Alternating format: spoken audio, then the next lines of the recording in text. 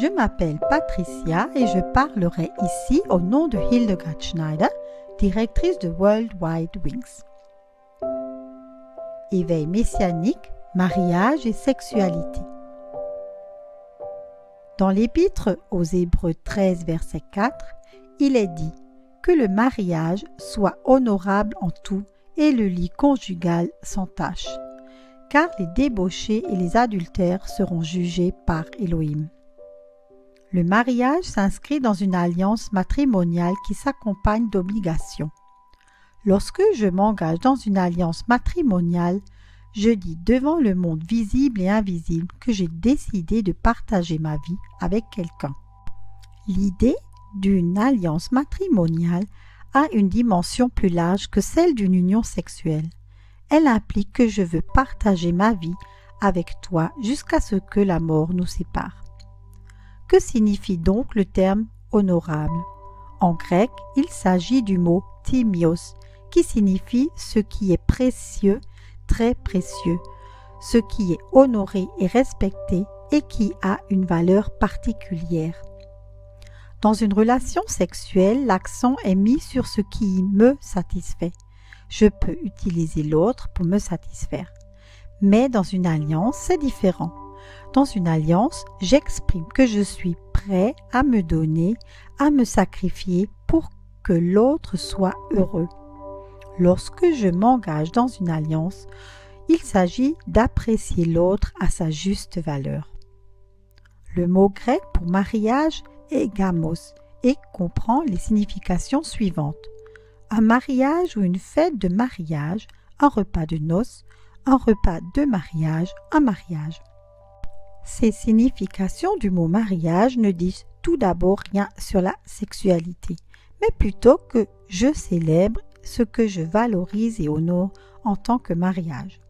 Le mariage est une fête dans laquelle je célèbre la fin de la solitude. Le mot grec pour immaculé est imiantos et signifie non souillé par le sexe. Cela signifie aussi que tu es entré en alliance avec l'autre parce que tu le ou la valorises, même indépendamment de la sexualité. Si l'autre ne pourrait pas vivre la sexualité à cause d'une maladie, je suis prêt à me donner pour cela.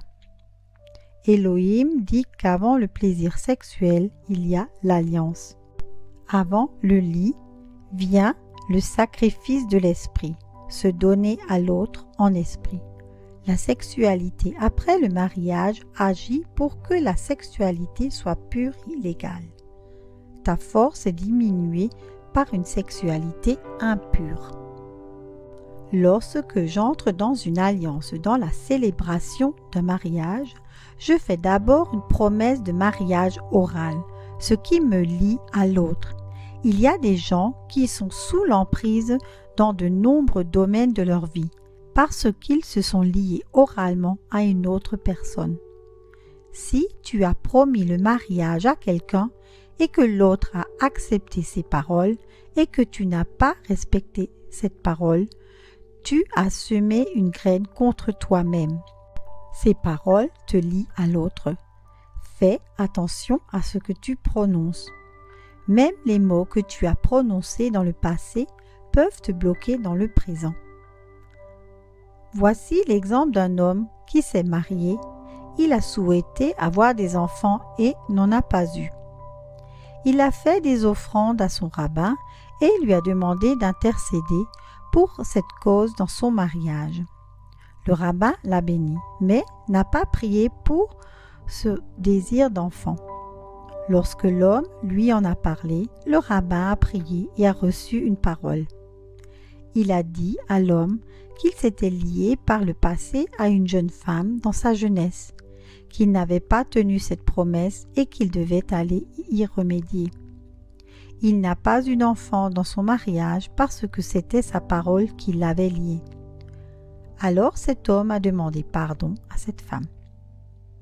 Le premier acte du mariage est la promesse verbale. J'exprime ce que l'autre représente pour moi et ce que je suis prête à faire pour lui. et tout cela se passe avant l'union sexuelle. Le deuxième acte visible sur le plan physique, ce sont les anneaux, qui indiquent le désir des deux de partager la vie ensemble. Les anneaux sont le signe visible. Comme pour Abraham, la circoncision dans la chair était le signe visible de l'alliance avec Elohim. Qu'est-ce que le troisième acte? C'est ici qu'intervient l'union sexuelle, qui est le signe de l'alliance de sang. Le vagin a la forme d'un anneau partiellement fermé par l'hymen qui recouvre l'entrée du vagin, qui se déchire lors du premier rapport sexuel et saigne légèrement. Toute union sexuelle a le caractère d'une alliance, et l'acte sexuel en est le rituel. Le lit conjugal est immaculé. Cela signifie que je dois d'abord entrer dans l'accomplissement de l'alliance, célébrer la fête des noces. Ainsi, le repas de noces fait partie de l'accomplissement de l'alliance. Si je ne me comporte pas ainsi, je romps ce principe divin de l'alliance du mariage.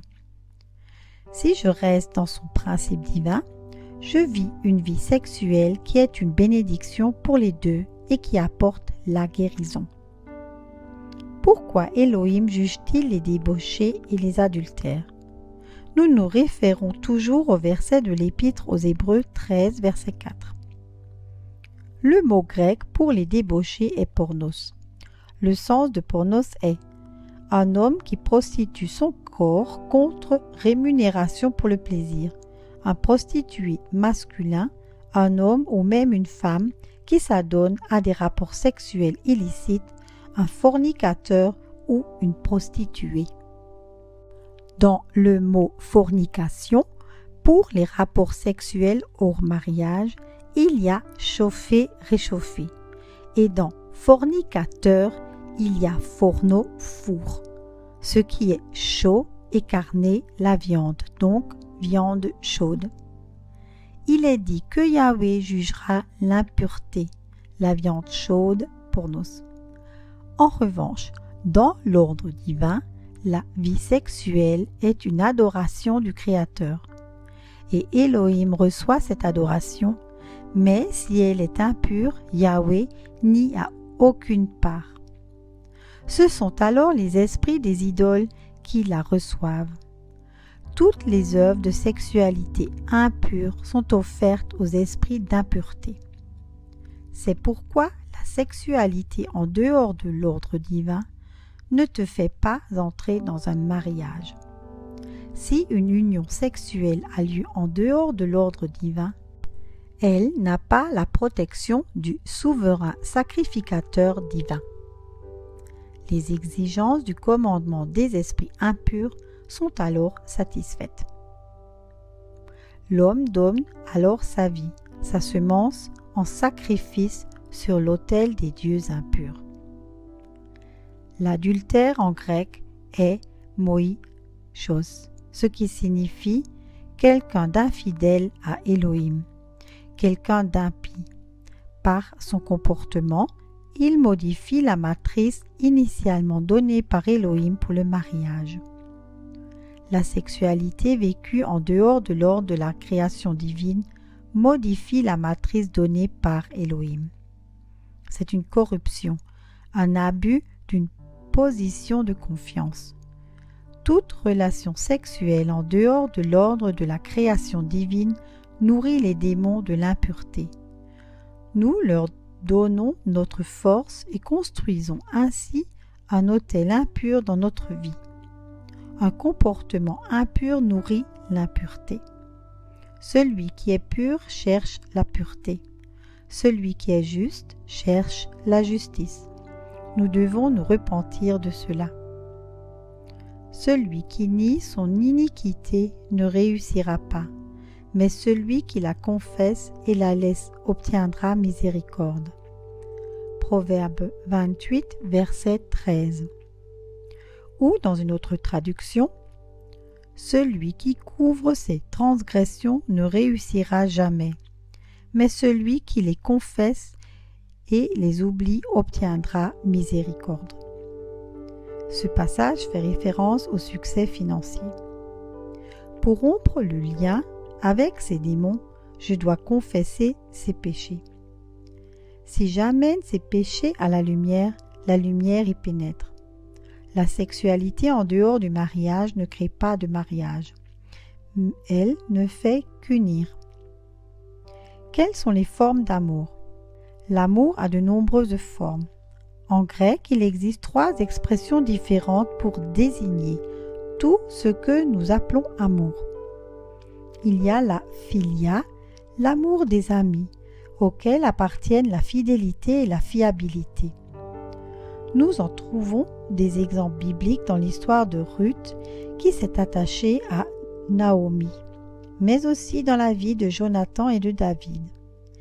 Il y a l'éros, l'amour passionné entre l'homme et la femme.